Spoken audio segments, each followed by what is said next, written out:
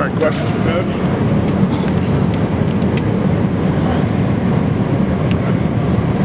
Okay. What do you think of the day of seeing you guys out there? Tell you what, real proud of this group. You know, I think they performed well. They ran well. The drills looked very good. Looks like they're in really good shape. A lot of these guys will play at the next level, so that's very exciting, you know, for our program. Coach, see guys like Jeff Whitaker put up 41 on the bench press, and he's someone that you always want to root for. Tell me your feelings. Yeah, Jeff Whitaker, he's one of our leaders. He's been one of our leaders since he's been here. He's kind of like the grandfather of, you know, all of our players. Just a lot of wisdom. He's been an extension of the coaches since he's been here, and he'll definitely be missed. When you know guys are going to put up certain numbers like that, Gus, when Jeff, obviously you know what he can bench, when Corey's going to run in the sub-4.4s, how validating is it, how satisfying is it to see your players reach what you've seen them do before? Yeah, there's no doubt, because you know, they've done it, you know, in workouts just with our strength coach and all that, but to be able to do it on this stage, you know, with all the scouts here, you know, it definitely validates everything.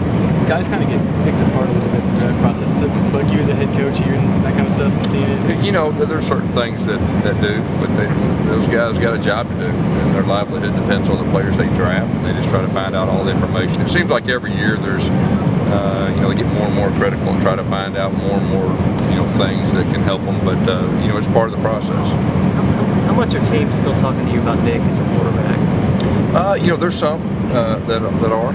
Of course, I think I've made my opinion known. You know, I think in the right system, not only could he play quarterback, but he could be very successful. You know, in the short time that he was here, what he's done, he's one of the better zone read runners in the history of college football, in my opinion. And you know, you look what he did the last 2 years, and you look at, you know, against our rival, he set the school record for total offense with the best defensive players, you know, on one team. So he can do it at the highest level, and but he's also a good enough kid and a good enough athlete where, you know, he'll help some team, whatever position that he decides to play. And I'm going to support him 110% regardless what position, because he's done us a great job and been a great example and a great leader for us. Do you think if you were to play quarterback? What's that? What's that? Do you see can you kind of see the physical attributes that make him successful at DB? Or yeah, well, he's a great competitor. He knows the game.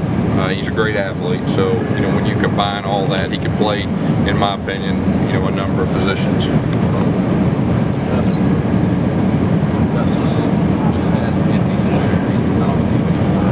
Yeah, I'm gonna update our roster, our spring roster, next Tuesday. So I'm gonna wait until then and give you all the updates, not just with him, but other people.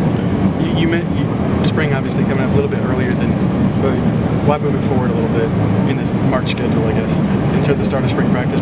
Yeah, you know, last year I believe we went 5 weeks straight spring practice. We decided to split it up a little bit, go 5 practices, have our spring break, and then come back and have 10.